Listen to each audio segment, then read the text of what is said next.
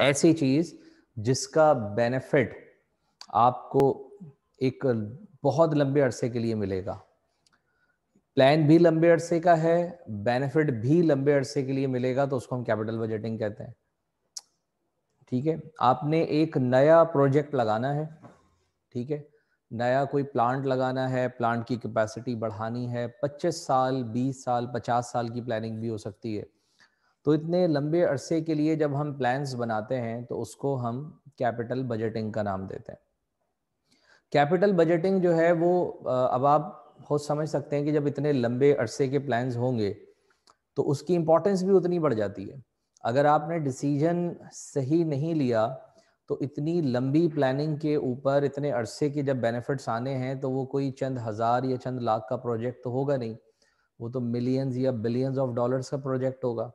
जब इतने बड़े बड़े अमाउंट्स का प्रोजेक्ट होता है तो उसको स्टार्ट करने से पहले हम उसकी मुकम्मल फिजिबिलिटी रिपोर्ट्स तैयार करते हैं और हर लिहाज से उसको चेक करके देखते हैं कि क्या ये प्रोजेक्ट स्टार्ट करना चाहिए या नहीं करना चाहिए।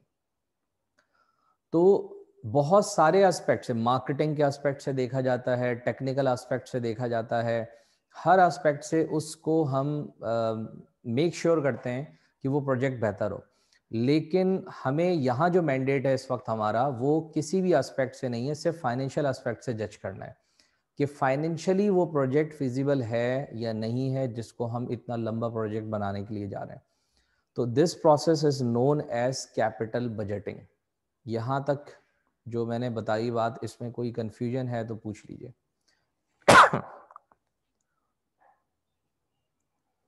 जी,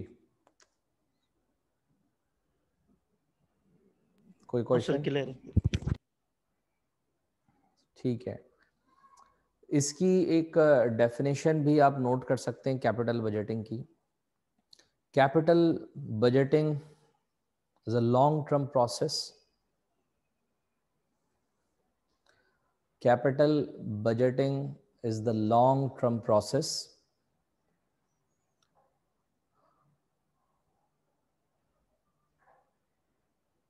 which yields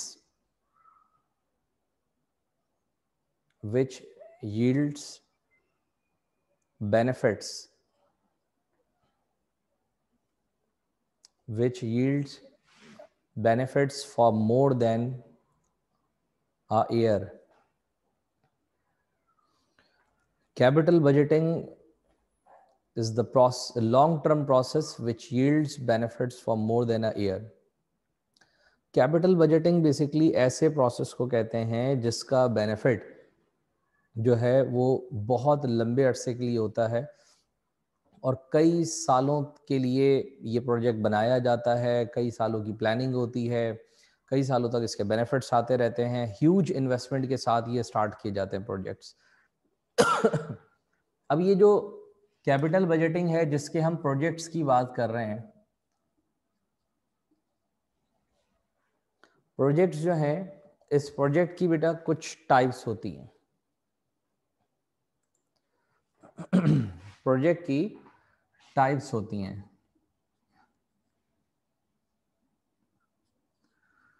प्रोजेक्ट की एक टाइप तो है जिसे हम कहते हैं इंडिपेंडेंट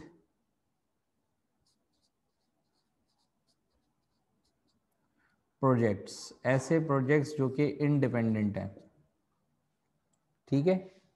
दूसरी टाइप होती है जिसे हम कहते हैं म्यूचुअली एक्सक्लूसिव प्रोजेक्ट, और तीसरी टाइप होती है जिसे हम कहते हैं कॉन्टिजेंट प्रोजेक्ट्स।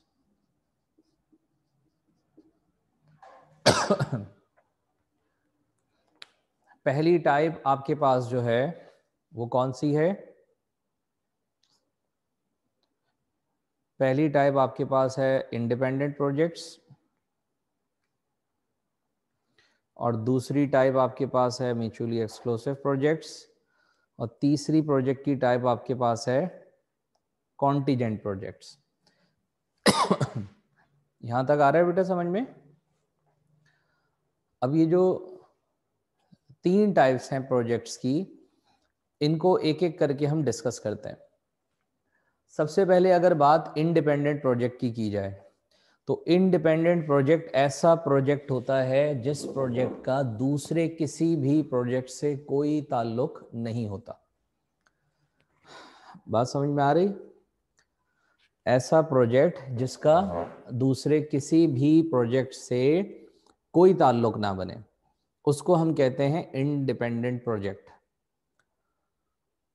अच्छा, आप एक अलग बिल्डिंग बनाने का प्लान करते हैं और एक प्लाजा बनाना है आपको अलग, और एक प्लाजा आपको दूसरी जगह पर बनाना है। तो दोनों अलग अलग जगहें हैं और दोनों प्लाजा आपको अलग अलग बनाने हैं, तो दोनों का फैसला इंडिपेंडेंट होगा। एक प्लाजा अगर बनता है उसकी फिजिबिलिटी सही आती है, दूसरे की नहीं आती है, तो हम एक को बनाएंगे और दूसरे को नहीं बनाएंगे। तो एक के ना बनने से दूसरा भी ऐसा नहीं है कि नहीं बनेगा, और ये भी नहीं कि एक बन रहा है तो दूसरा वाला भी बनेगा। तो चूंकि दोनों ही इंडिपेंडेंट हैं तो दोनों का अपना फैसला अलग अलग ही किया जाएगा। यहां तक बात समझ में आई या नहीं? जी सर। यस सर, आगे जी। ठीक है, दूसरा जो हमारे पास है प्रोजेक्ट वो है mutually exclusive projects. Mutually exclusive projects जो हैं हमारे पास वो है ऐसे प्रोजेक्ट्स कि जिसमें अगर एक को बनाने का फैसला किया जाए, यानी एक प्रोजेक्ट को स्टार्ट किया जाए, तो दूसरा प्रोजेक्ट ऑटोमेटिकली रिजेक्ट हो जाता है। यानी एक प्रोजेक्ट को अगर एक्सेप्ट कर लिया तो दूसरा खुद ब खुद रिजेक्ट हो जाएगा। सही है?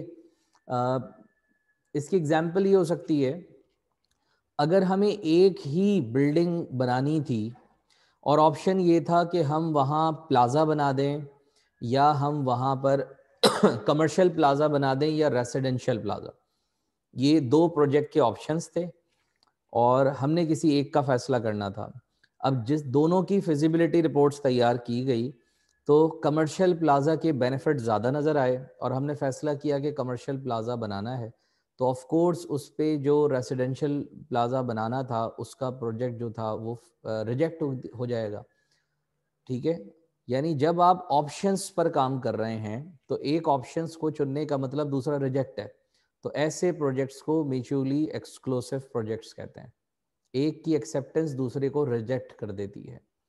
यहां तक बात समझ में आई है नहीं? जी सर। जी सर। और तीसरा प्रोजेक्ट है कॉन्टिजेंट प्रोजेक्ट्स। कॉन्टिजेंट प्रोजेक्ट्स ऐसे प्रोजेक्ट्स होते हैं कि अगर एक प्रोजेक्ट एक्सेप्ट हुआ तो दूसरा खुद ब खुद एक्सेप्ट होगा।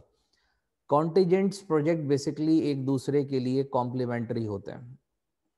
ठीक है, एक प्रोजेक्ट को आप एक्सेप्ट करें तो दूसरा प्रोजेक्ट उसके साथ ही एक्सेप्ट हो जाएगा।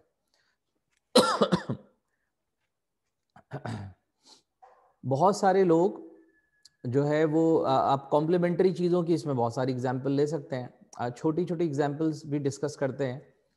देखिए, अगर आप एक मेन किसी पार्टी में, वेडिंग पार्टी में या कहीं पर भी अगर आप कोई प्रोग्राम अरेंज करें तो वहाँ पर जो मेन कोर्स होता है अगर उसका ऑर्डर आप प्लेस कर देते हैं तो जो वहाँ पर मेन कोर्स में चीज़ें नहीं आती, फॉर एग्ज़ाम्पल चाय या सैलड या कोल्ड ड्रिंक्स हैं, लेकिन अगर आपने मेन कोर्स का ऑर्डर दे दिया तो कॉम्प्लीमेंट्रीज ऑटोमेटिकली एक्सेप्ट होती हैं।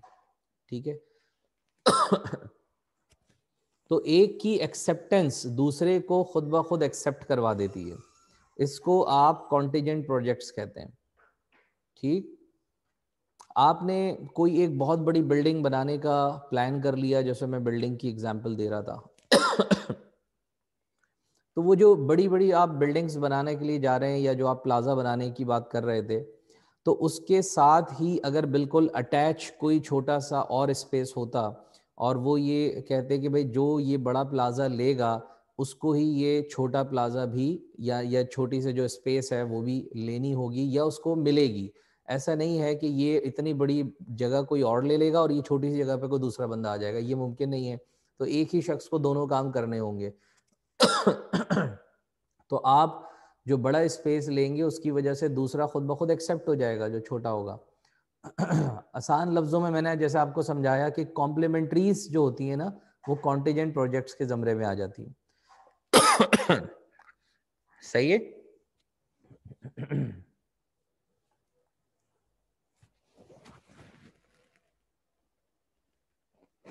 आ रहा है समझ में?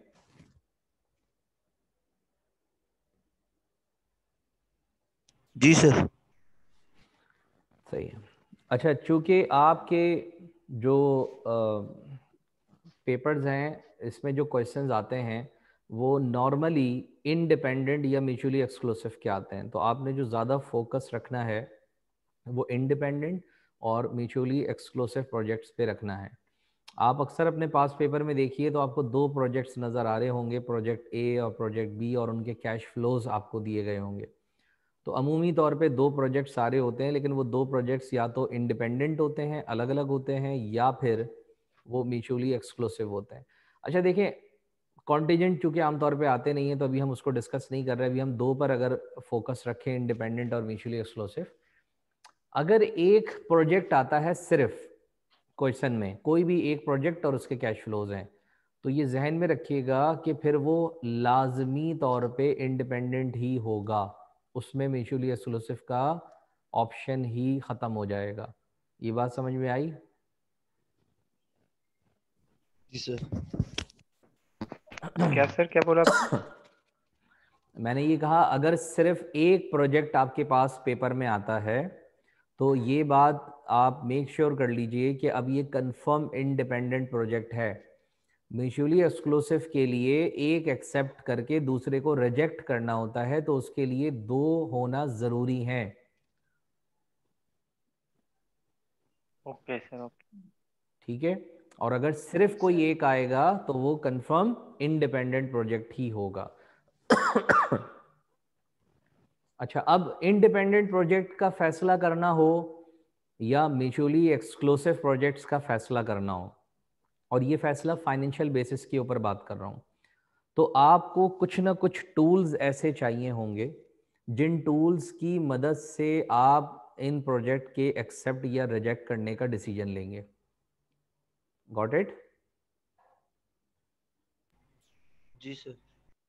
अच्छा, अब वो जो टूल्स हैं जिनसे आपने ये फैसला करना है प्रोजेक्ट के एक्सेप्ट और रिजेक्ट करने का, उनकी आप हेडिंग नोट कीजिए, tools of capital budgeting.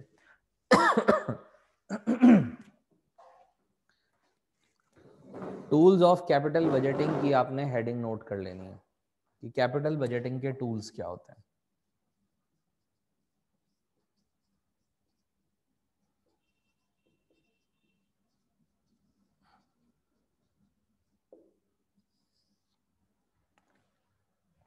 Tools of capital budgeting में बेटा सबसे पहले कहलाता है रेगुलर पे बैक पीरियड।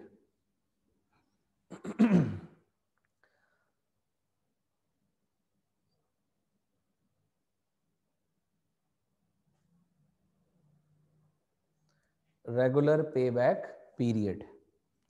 और नंबर 2 कहलाता है डिस्काउंटेड पे बैक पीरियड।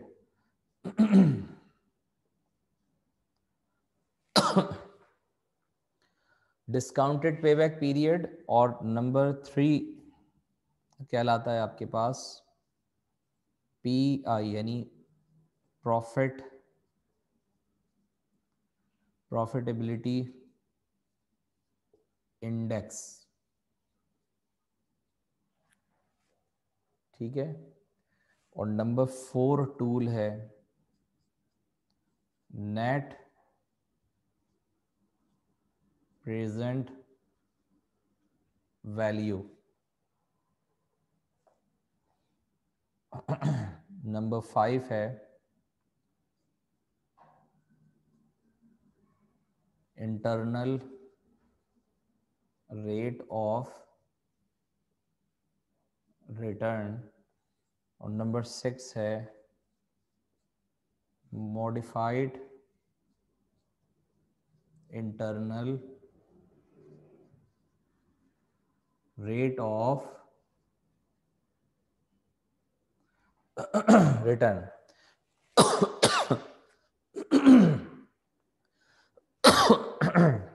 जी बेटा, यहां तक बताइए, कोई कंफ्यूजन?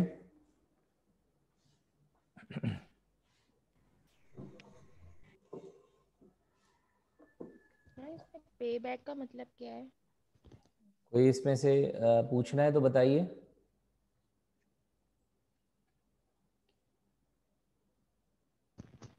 सर पे बैक का मतलब बता दें, इसमें जो ये हो रहा है ना रेगुलर पे बैक। अच्छा, अभी तो जैसे मैंने सिर्फ लिखवाया है इनको, तो कोई लिखा हुआ समझ में ना आ रहा हो तो वो आप पूछ लीजिए। एक्सप्लेन मैं भी सबको एक एक करके करूंगा। लिखा हुआ समझ आ रहा है। ठीक है।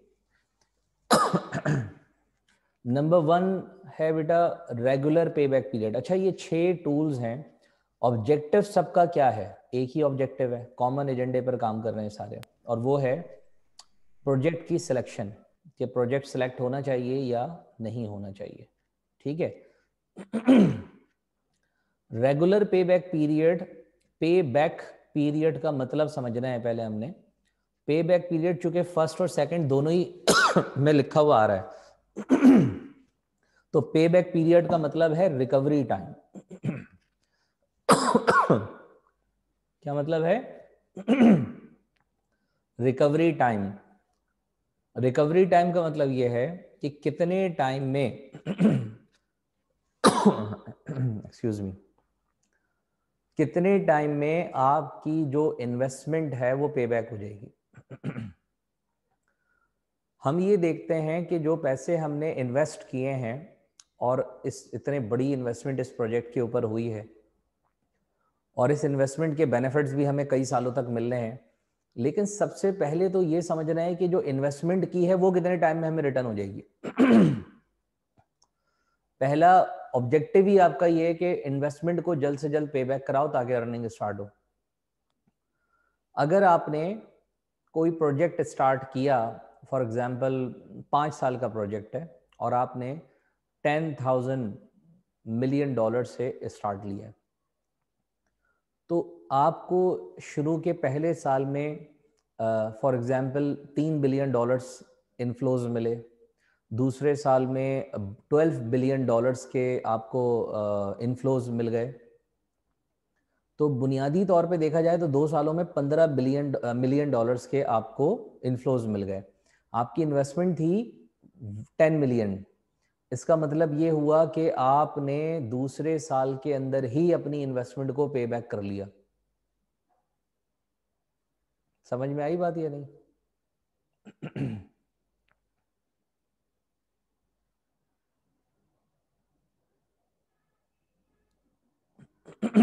समझ में आया?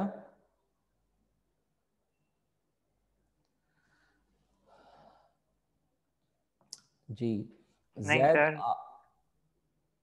जी जैद, आपको कोई प्रॉब्लम हो रही है आई गेस?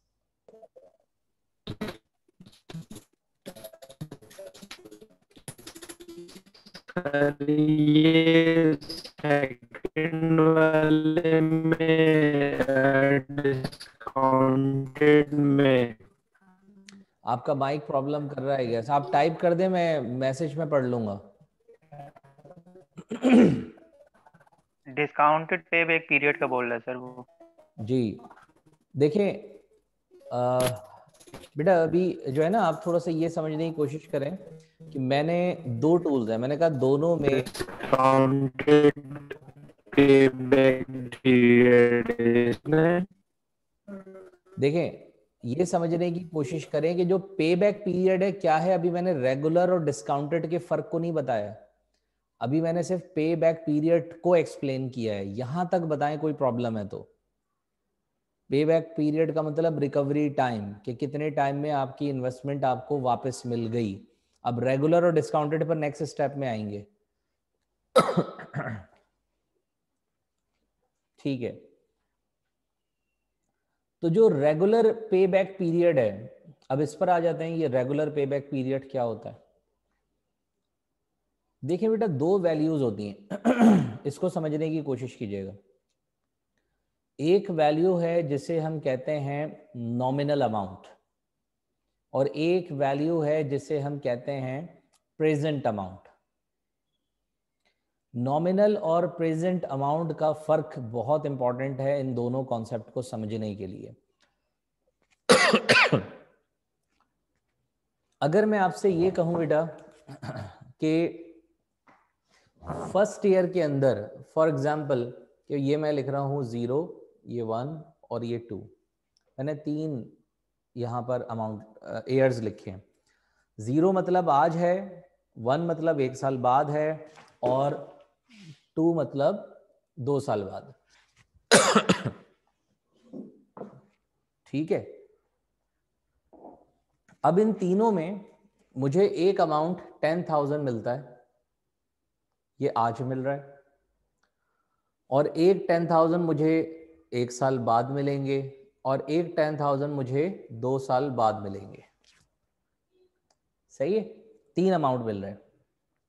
इन तीनों अमाउंट्स के अंदर नॉमिनल टर्म्स में देखा जाए, नॉमिनल टर्म मतलब अपीयरेंट टर्म्स होती है, बज़ाहिरी दिखने में देखा जाए तो तीनों अमाउंट सेम है, कोई फर्क नहीं है, देयर इज नो डिफरेंस। आज भी 10,000 है, 1 साल बाद भी 10,000 होंगे, और 2 साल बाद भी 10,000 होंगे। नॉमिनल टर्म्स में कोई फर्क नहीं है लेकिन रियल टर्म्स में बड़ा फर्क है। वो फर्क है कि जो आज 10,000 हैं वो पावरफुल हैं, जो 1 साल बाद वाले 10,000 होंगे वो वीक होंगे, डेफिनेटली वीक होंगे। आज से 1 साल बाद 10,000 की वो वैल्यू नहीं होगी जो आज के 10,000 की है, और आज से 2 साल बाद वाले 10,000 की तो आज के लिहाज से बिल्कुल भी वो वर्थ नहीं होगी, क्योंकि हमने टाइम वैल्यू ऑफ मनी का कॉन्सेप्ट पढ़ा है जो ये कहता है कि टाइम के साथ साथ मनी की वैल्यू डिक्रीज होती है। तो मुझे इन तीनों अमाउंट की नॉमिनल वैल्यूज तो सेम दिख रही हैं, लेकिन इनकी जो प्रेजेंट वैल्यूज हैं, अगर आज के ही रेट पर इन तीनों को जज किया जाए तो आज के 10,000 आज के 10,000 ही हैं, लेकिन आने वाले 1 साल के 10,000 आज के हो सकता है 9,000 के बराबर हो। ये तो वैसे कैलकुलेट करना पड़ता है, मैं अपने पास से एक समझाने के लिए एग्जांपल दे रहा हूँ। और आज से आने वाले बाद के 10,000, 2 साल बाद के 10,000 आज के फॉर एग्जांपल 7,000 का ही से मुकाबला करते हो। तो नॉमिनल टर्म्स में देखा जाए तो ये अमाउंट 30,000 बनता है, लेकिन अगर मैं इसको प्रेजेंट टर्म में चेक करूं तो ये अमाउंट फॉर एग्जांपल 26,000 बन रहा है। दिखने में तो ये 30 है, लेकिन रियल टर्म्स में आज के ऊपर खड़े होकर इनको जज किया जाए तो ये आज के सिर्फ 26,000 का मुकाबला करेंगे। पहले ही बताएं, जो मैंने नॉमिनल और प्रेजेंट वैल्यू का फर्क समझाया, यहां तक क्लियर है या नहीं? जी क्लियर है। ठीक है। और बाकी स्टूडेंट जिस सर क्लियर है। ठीक है। अच्छा, अब ये समझिए बेटा, अगर मैं अपनी इन्वेस्टमेंट को रिकवर करने के लिए बात कर रहा हूं तो मैं पे बैक की बात कर रहा हूं, और अगर पे बैक को मैं नॉमिनल वैल्यूज के ऊपर कैलकुलेट कर रहा हूं तो वो रेगुलर पे बैक पीरियड है, और अगर मैं पे बैक पीरियड प्रेजेंट वैल्यूज वाले अमाउंट से कैलकुलेट करूं तो वो डिस्काउंटेड पे बैक पीरियड है। अब समझ में आई बात या नहीं? जी सर।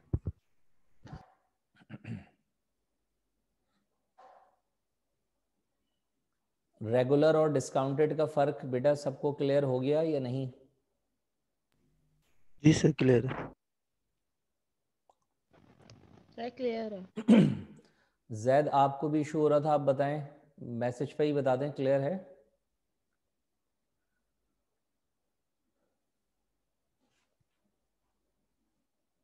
ठीक है। अच्छा बेटा, अब फर्स्ट अगर आप गौर करें इन दोनों बातों को सुनकर, तो नॉमिनल टर्म में हमें जो वैल्यू है वो ज्यादा है और रियल टर्म में, प्रेजेंट टर्म में कम है। इसका मतलब नॉमिनल वैल्यूज के लिहाज से जब हम पे बैक पीरियड कैलकुलेट करेंगे, जिसको आप रेगुलर पे बैक पीरियड कहते हैं, तो रिकवरी फास्ट होगी, जल्दी रिकवरी हो जाएगी क्योंकि अमाउंट बढ़े। और जब आप रियल टर्म में कैलकुलेट करेंगे प्रेजेंट वैल्यूज के साथ, तो उसका अमाउंट कम होता है। तो आपको जो आज इन्वेस्ट किया गया अमाउंट है उसकी रिकवरी थोड़े से ज्यादा टाइम में जाकर होगी, क्योंकि अमाउंट कम हो गया तो रिकवर अब देर से होगा। तो जितना अमाउंट कम है उतनी रिकवरी का टाइम बढ़ जाएगा। तो जब भी आप ये कैलकुलेट करेंगे तो हमेशा रेगुलर पे बैक पीरियड का आंसर छोटा होगा, यानी कम अरसे में रिकवरी हो रही है, और डिस्काउंटेड पे बैक पीरियड का आंसर ज्यादा आएगा, यानी वो ये शो कर रहा होगा कि ज्यादा टाइम में अमाउंट रिकवर हो पा रहा है, देर लग रही है रिकवरी के अंदर। डिस्काउंटेड में देर होगी, रेगुलर में जल्दी रिकवर होगा। और फर्क नॉमिनल और रियल वैल्यूज का है। Got it? मगर सर आपने कहा था जो Yes. नॉमिनल है रेट वो रेगुलर पर आता है। दोबारा बोले आयशा। मैं कह रही हूँ जो नॉमिनल रेट था वो रेगुलर पे बैक था, जी, तो उसकी अमाउंट तो ज्यादा आती है नॉमिनल की as compare to present sir. Amount ज्यादा होती है बेटा, तभी तो रिकवरी जल्दी होगी। सही। ठीक है, सही। ठीक है। पे बैक पीरियड जो है ना, रिकवरी टाइम है। अब अमाउंट जितना बड़ा होगा उतनी अर्ली रिकवरी हो जाएगी, तो जो आंसर आएगा ना रेगुलर पे बैक का वो तो छोटा होगा। यानी वो फॉर एग्जांपल अगर डिस्काउंटेड पे बैक कहता है 2 साल में रिकवरी हो रही है, तो रेगुलर पे बैक कहेगा कि 1.5 साल में रिकवरी हो गई। सही है। सही है, ईयर्स लेस होते रहेंगे और अमाउंट सही। सही। ठीक है। अच्छा, अब आते हैं बेटा नेक्स्ट प्रॉफिटेबिलिटी इंडेक्स पर। प्रॉफिटेबिलिटी इंडेक्स जो है इसको इन शॉर्ट पीआई कहते हैं, और इसका एक और सब्स्टिट्यूट नेम भी है जिसको बीसीआर रेशो भी कहा जाता है। बीसीआर यानी बेनिफिट टू कॉस्ट रेशो।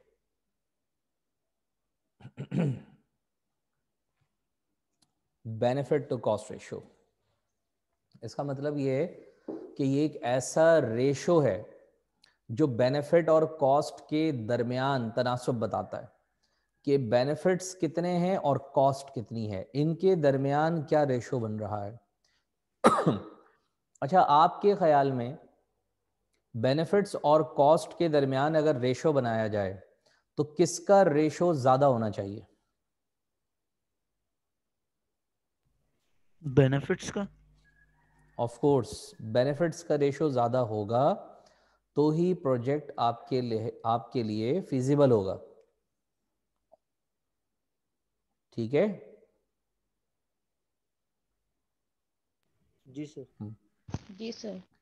अच्छा, अगर रेशो बनाया जाए तो रेशो फ्रैक्शन के अंदर दिखाए जाते हैं। ऊपर एक न्यूमिनेटर और फिर नीचे डिनोमिनेटर में वैल्यू रखनी है, तो ऊपर बेनिफिट्स आते हैं और नीचे कॉस्ट आती है।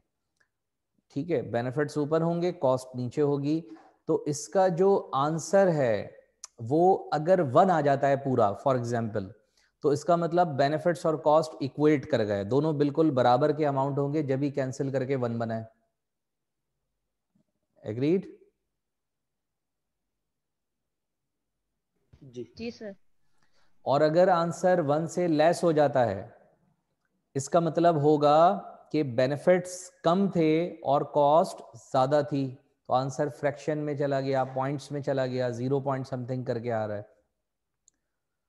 और अगर बेनिफिट्स अगर 1 से ज्यादा आंसर होता है, 1.5 2 2.5 1 से ज्यादा है, तो इस सूरत में क्या मतलब हुआ इस बात का, वो आप बताएं। बेनिफिट ज्यादा है, कॉस्ट कम है।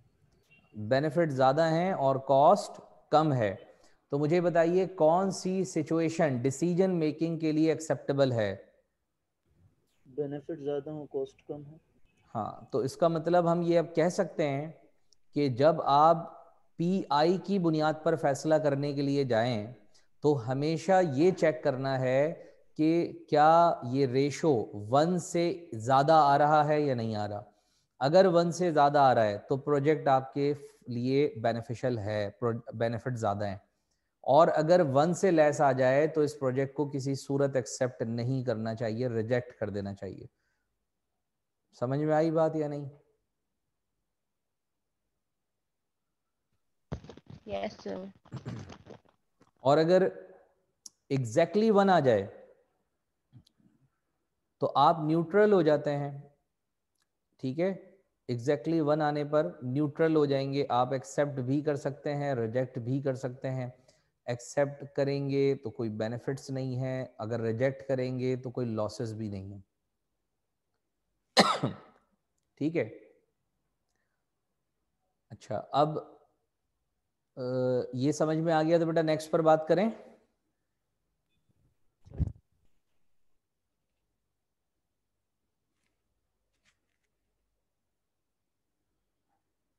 जी जी सर। नेक्स्ट Yes, है sir. बेटा, नेक्स्ट है नेट प्रेजेंट वैल्यू।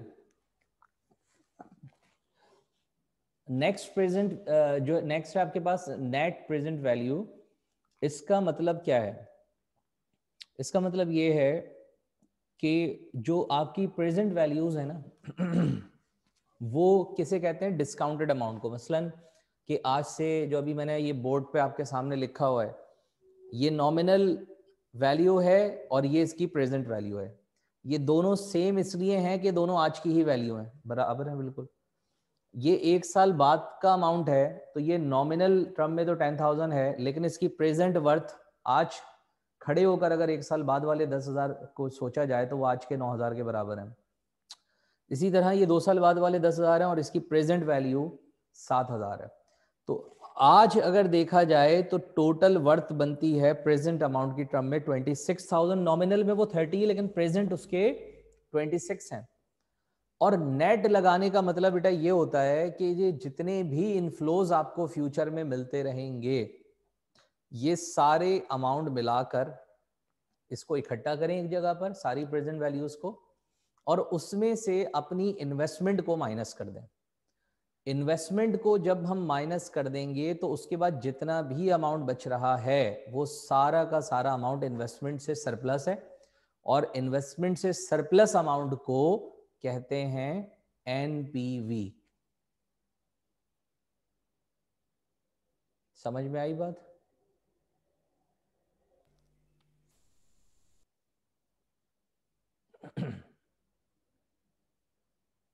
जी स्टूडेंट्स? नो सर, कंफ्यूजन है। कंफ्यूजन है।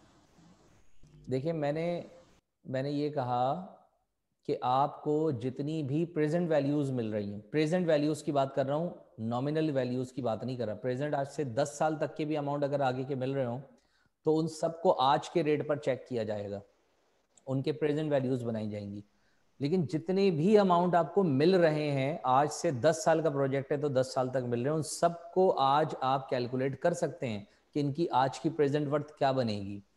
और जब वो सारे अमाउंट आप कैलकुलेट कर लें, इनफ्लोज की बात कर रहा हूं, तो वो सारा आपका फायदा नहीं है। उसमें से सबसे पहले अपनी इन्वेस्टमेंट को माइनस करना होगा आपको। इन्वेस्टमेंट कवर करने के बाद जो अमाउंट ऊपर जाएगा वो सारा आपका सरप्लस है। यहां तक बात Okay. समझ में आई है नहीं? जी। तो इन्वेस्टमेंट कवर Yes, sir. करके जितना अमाउंट प्रेजेंट वैल्यू का ऊपर जाएगा वो सारा नेट प्रेजेंट वैल्यू कहलाएगा। नेट का वर्ड ही इसलिए लगा है कि इन्वेस्टमेंट सब्ट्रैक्टेड है इसमें से। ठीक है sir.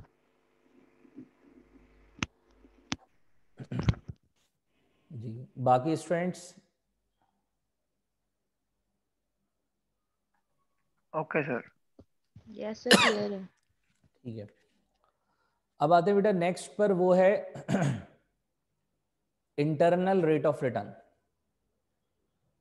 Internal rate of return, internal का वर्ड हटाकर अगर हम इसको समझने की कोशिश करें तो ये है बेटा रेट ऑफ रिटर्न।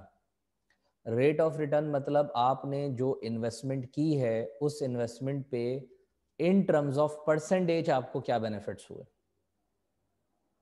ठीक है, जैसे हम प्रॉफिट की परसेंटेज कैलकुलेट करते हैं, बिल्कुल ऐसे ही है रेट ऑफ रिटर्न कैलकुलेट हो रहा है। ठीक है, तो इंटरनल रेट ऑफ रिटर्न जिसको इन शॉर्ट हम IRR कहते हैं, ये प्रोजेक्ट का अर्निंग रेट होता है। ये बताता है कि प्रोजेक्ट पे किस रेट से अर्निंग हो रही है। ग्रॉस अर्निंग की बात कर रहा हूं, नेट अर्निंग की बात नहीं कर रहा, ये फर्क है बेटा।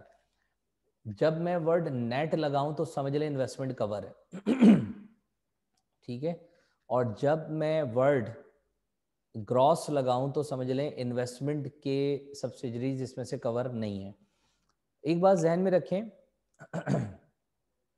कि जो प्रॉफिट आपको, जो amount in terms of percentage आपको मिल रहा है, IRR जिसे आप कह रहे हैं, फर्ज करें IRR आपका फॉर एग्जांपल 20% आ जाता है कि 20% से आप रेट ऑफ रिटर्न इस पे अर्निंग कर रहे हैं ग्रॉस, लेकिन ये सारी अर्निंग आपका प्रॉफिट नहीं है ये समझने की जरूरत है।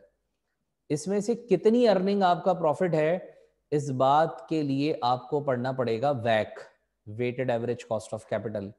Weighted average cost of capital क्या थी? प्रोजेक्ट की फाइनेंसिंग जो आपने करवाई है, तो वो फ्री में तो नहीं मिला आपको अमाउंट। भाई ये जो प्रोजेक्ट शुरू हुआ होगा तो इसके लिए इन्वेस्टमेंट जो हुई है वो कहीं से फाइनेंस हुई होगी, और जहां कहीं से भी वो फाइनेंस हुई है उसकी कुछ ना कुछ कॉस्ट होगी।